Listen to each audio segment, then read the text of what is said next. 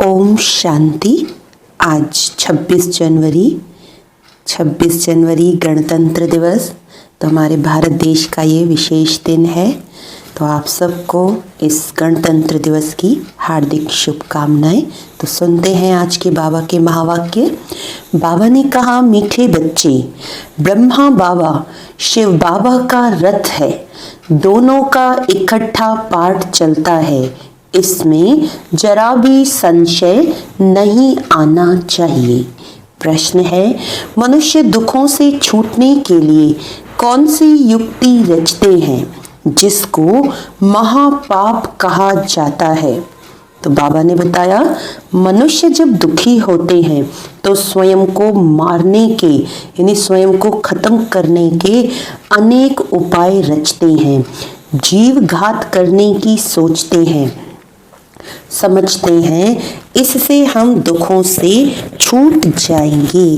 परंतु इन जैसा महापाप और कोई नहीं। वह और ही दुखों में फंस जाते हैं, क्योंकि यह है ही अपार दुखों की दुनिया। ओम शांति। बच्चों से बाप पूछते हैं, आत्माओं से परमात्मा पूछते हैं। ये तो जानते हो, हम परमपिता परमात्मा के सामने बैठे हैं। उनको अपना रथ तो है नहीं, यह तो निश्चय है ना। इस भ्रिकुटी के बीच में बाप का निवास स्थान है। बाप खुद कहते हैं, मैं इनकी भ्रिकुटी के बीच में बैठता हूँ, इनका शरीर लोन पर लेता हूँ। आत्मा भ्रिकुटी के बीच है तो बाप भी वहीं बैठते हैं। ब्रह्मा है तो शिव बाबा भी है, ब्रह्मा नहीं तो शिव बाबा बोलेंगे कैसे? ऊपर में शिव बाबा की तो सदैव याद करते आए। अब तुम बच्चों को पता है हम बाप के पास यहाँ बैठे हैं। ऐसे नहीं कि शिव बाबा ऊपर में है, उनकी प्रतिमा यहाँ पूजी जाती है। यह बातें बहुत समझने की है। तुम तो जानते हो बाप ज्ञान का सागर है। ज्ञान कहाँ से सुनाते हैं? क्या ऊपर से सुनाते हैं? यहाँ नीचे आया है, ब्रह्मा तन से सुनाते हैं। कई कहते हैं हम ब्रह्मा को नहीं मानते, परंतु शिव बाबा खुद कहते हैं ब्रह्मा तन द्वारा कि मुझे याद करो। ये समझ की बात है ना। लेकिन माया बड़ी जबरदस्त है, एकदम मुंह फिराकर पिछाड़ी कर देती है। अब तुम्हारा कांद शिव बाबा ने सामने किया है, सम्मुख बैठे हो, तो फिर जो ऐसे समझते हैं ब्रह्मा तो कुछ नहीं, उनकी क्या गति होगी? दुर्गति को पा लेते हैं, कुछ भी ज्ञान नहीं। मनुष्य पुकारते भी हैं, ओ गॉड फादर, फिर वे गॉड फादर सुनता है क्या? उनको कहते हैं ना लिबरेटर आओ, या वहां बैठे लिबरेट करेंगे। कल्प कल्प पुरुषोत्तम संगम युग पर ही बाप आते हैं। जिसमें आते हैं उनको ही अगर उड़ा दें तो क्या कहेंगे? नंबर 1 तमो प्रधान। निश्चय होते भी माया एकदम मुंह फेर देती है। इतना उसमें बल है जो एकदम वर्थ नॉट पेनी बना देती है। ऐसे भी नहीं, ऐसे भी कोई न कोई सेंटर्स पर हैं। इसीलिए बाप कहते हैं खबरदार रहना, भल किसको सुनाते भी रहें सुनी हुई बातें, परंतु वह जैसे पंडित मिसल हो जाते। जैसे बाबा पंडित की कहानी बताते हैं ना, उसने कहा राम राम कहने से सागर पार हो जाएंगे। यह भी एक कहानी बनाई हुई है। इस समय तुम बाप की याद से विषय सागर से क्षीर सागर में जाते हो ना। उन्होंने भक्ति मार्ग में ढेर कथाएं बना दी हैं। ऐसी बातें तो होती नहीं, यह एक कहानी बनी हुई है। पंडित औरों को कहता था, खुद बिल्कुल चट खाते में, खुद विकारों में जाते रहना और दूसरों को कहना निर्विकारी बनो। तो बाबा कहते, दूसरों को कहना निर्विकारी बनो तो उनका क्या असर होगा। ऐसे भी ब्रह्मा कुमार कुमारियां हैं, खुद में निश्चय नहीं, दूसरों को सुनाते रहते हैं। इसीलिए कहाँ कहाँ सुनाने वाले से भी सुनने वाले तीखे चले जाते हैं। जो बहुतों की सेवा करते हैं वे जरूर प्यारे तो लगते हैं ना। पंडित झूठा निकल पड़े तो उनको कौन प्यार करेंगे। फिर प्यार उन पर चला जाएगा जो प्रैक्टिकल में याद करते हैं। अच्छे अच्छे महारथियों को भी माया हप कर लेती है। बहुत हप हो गए। बाबा भी समझाते हैं, अभी कर्मातीत अवस्था नहीं हुई है। एक तरफ लड़ाई होगी, दूसरी तरफ कर्मातीत अवस्था होगी, पूरा कनेक्शन है। फिर लड़ाई पूरी हो जाने से ट्रांसफर हो जाएंगे। पहले रुद्र माला बनती है। यह बातें और कोई नहीं जानते। तुम समझते हो विनाश सामने खड़ा है। अब तुम हो माइनॉरिटी, वह है मेजॉरिटी। तो तुमको कौन मानेगा। जब तुम्हारी वृद्धि हो जाएगी फिर तुम्हारे योग बल से बहुत खींच कर आएंगे। जितना तुमसे कट यानी जंक निकलती जाएगी उतना बल भरता जाएगा। ऐसे नहीं, बाबा जानी जाननहार है। यहाँ आकर सबको देखते हैं, सबकी अवस्थाओं को जानते हैं। बाप बच्चों की अवस्था को नहीं जानेंगे क्या। सब कुछ मालूम पड़ता है। इसमें अंतर्यामी की तो कोई बात ही नहीं। अभी तो कर्मातीत अवस्था हुई नहीं है। आसुरी बातचीत चलन आदि सब प्रसिद्ध हो जाते हैं। तुम्हें तो दैवी चलन बनानी है। देवताएं सर्वगुण संपन्न है ना। अब तुमको ऐसा बनना है। कहाँ वह असुर, कहाँ देवताएं, परंतु माया किसी को भी छोड़ती नहीं है। छुई मुई बना देती है, एकदम मार डालती है। 5 सीढ़ी है ना। देह अभिमान आने से ही ऊपर से एकदम नीचे गिरते हैं। गिरा और मरा। आजकल अपने को मारने के लिए कैसे कैसे उपाय रचते हैं। 21 मार से कूदते हैं तो एकदम खत्म हो जाएं। ऐसा न हो फिर हॉस्पिटल में पड़े रहें, दुख भोगते रहें। 5 मंजिल से गिरे और न मरे तो कितना दुख भोगते रहेंगे। कोई अपने को आग लगाते हैं, अगर कोई उनको बचा लेते हैं तो उनको कितना दुख सहन करना पड़ता है। जल जाए तो आत्मा भाग जाएगी ना। इसीलिए जीव घात करते हैं, शरीर को खत्म कर देते हैं। समझते हैं शरीर छोड़ने से दुखों से छूट जाएंगे, परंतु यह भी महापाप है और भी अधिक दुख भोगने पड़ते हैं। क्योंकि यह है ही अपार दुखों की दुनिया, वहाँ है अपार सुख। तुम बच्चे समझते हो अभी हम रिटर्न होते हैं, दुख धाम से सुख धाम में जाते हैं। अब बाप जो सुख धाम का मालिक बनाते हैं उनको याद करना है। इन द्वारा बाप समझाते हैं। चित्र भी है ना, ब्रह्मा द्वारा स्वर्ग की स्थापना। तुम कहते हो बाबा हम अनेक बार आपसे स्वर्ग का वर्षा लेने आए हैं। बाप भी संगम पर ही आते हैं, जबकि दुनिया को बदलना है। तो बाप कहते हैं मैं आया हूँ तुम बच्चों को दुख से छुड़ाकर सुख की पावन दुनिया में ले जाने।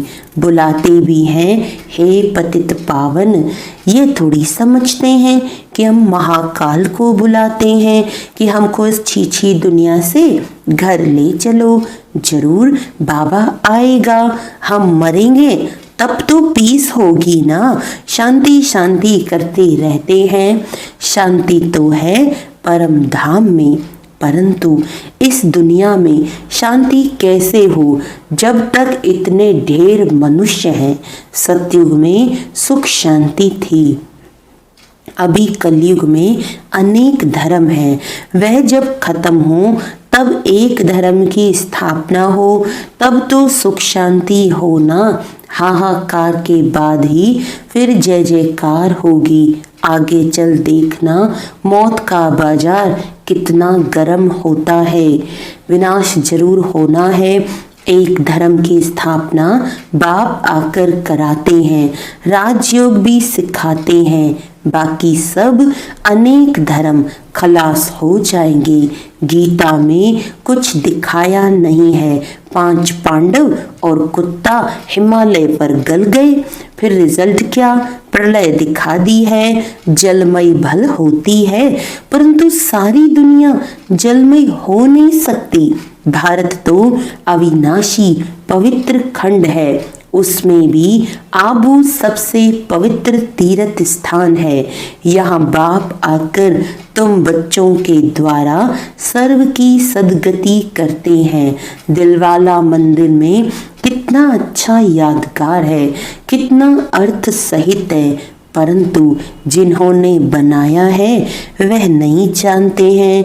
फिर भी अच्छे समझू तो थे ना। द्वापर में जरूर अच्छे समझदार होंगे।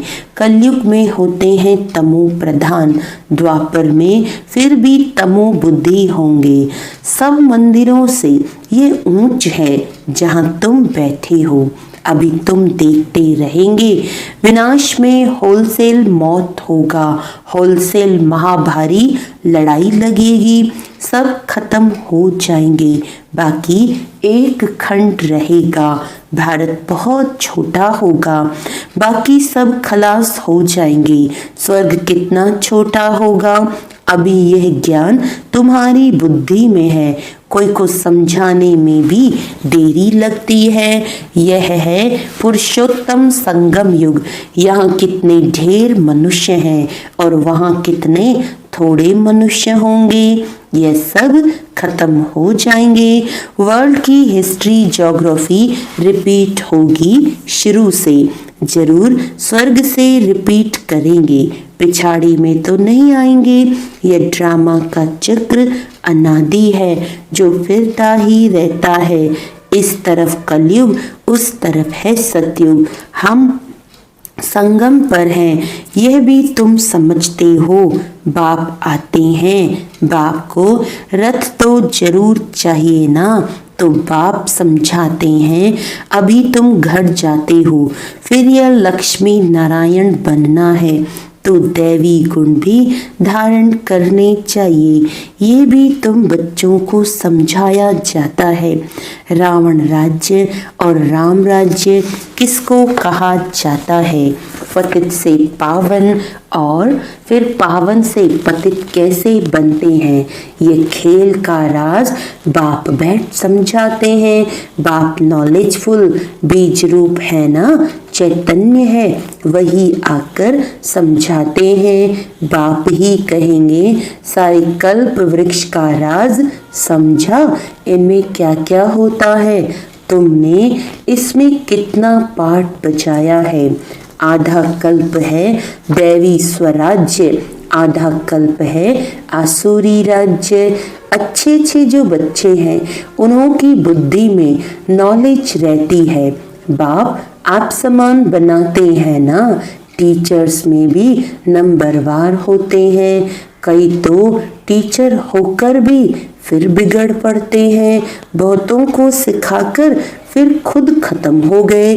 छोटे छोटे बच्चों में भिन्न भिन्न संस्कार वाले होते हैं। कोई तो देखो नंबर 1 शैतान, कोई फिर परिस्तान में जाने लायक, कई हैं जो ज्ञान नहीं उठाते, न अपनी चलन सुधारते, सबको दुख ही देते रहते हैं। यह भी शास्त्रों में दिखाया है कि असुर आकर छिपकर बैठते थे। असुर बन कितनी तकलीफ देते हैं। यह तो सब होता रहता है। ऊंचते ऊंच बाप को ही स्वर्ग की स्थापना करने आना पड़ता है। माया भी बड़ी जबरदस्त है। दान देते हैं फिर भी माया बुद्धि फिरा देती है। आधा को जरूर माया खाएगी, तब तो कहते हैं माया बड़ी दुष्टर है। आधा कल्प माया राज्य करती है तो जरूर इतनी पहलवान होगी ना। माया से हारने वाले की क्या हालत हो जाती है। अच्छा, मीठे मीठे सिखी लदे बच्चों प्रति माता पिता बाप दादा का याद प्यार और गुड मॉर्निंग। रूहानी बाप की रूहानी बच्चों को नमस्ते। हम रूहानी बच्चों की रूहानी बाप दादा को याद प्यार, गुड मॉर्निंग, नमस्ते नमस्ते नमस्ते जी। अच्छा, आज बाबा ने धारणा में पक्का कराया है कि कभी भी छुई मुई नहीं बनना है। दैवी गुण धारण कर अपनी चलन सुधारनी है। बाप का प्यार पाने के लिए सेवा करनी है, लेकिन जो दूसरों को सुनाते हैं वे स्वयं धारण करना है। कर्मातीत अवस्था में जाने का पूरा पूरा पुरुषार्थ करना है। वरदान है मेहनत और महानता के साथ, मेहनत और महानता के साथ रूहानियत का अनुभव कराने वाले शक्तिशाली सेवाधारी भव। मेहनत और महानता के साथ रूहानियत का अनुभव कराने वाले शक्तिशाली सेवाधारी भव। जो भी आत्माएं आपके संपर्क में आती हैं उन्हें रूहानी शक्ति का अनुभव कराओ। ऐसी स्थूल और सूक्ष्म स्टेज बनाओ जिससे आने वाली आत्माएं अपने स्वरूप का, रूहानियत का अनुभव करें। ऐसी शक्तिशाली सेवा करने के लिए सेवाधारी बच्चों को व्यर्थ संकल्प, व्यर्थ बोल, व्यर्थ कर्म की हलचल से परे एकाग्रता अर्थात रूहानियत में रहने का व्रत लेना पड़े। इसी व्रत से ज्ञान सूर्य का चमत्कार दिखला सकेंगे। स्लोगन है, बाप और सर्व की दुआओं के विमान में उड़ने वाले ही, बाप और सर्व की दुआओं के विमान में उड़ने वाले ही उड़ता योगी हैं। तो बाप की दुआएं, सर्व की दुआओं से हमें उड़ना है। अच्छा, ओम शांति।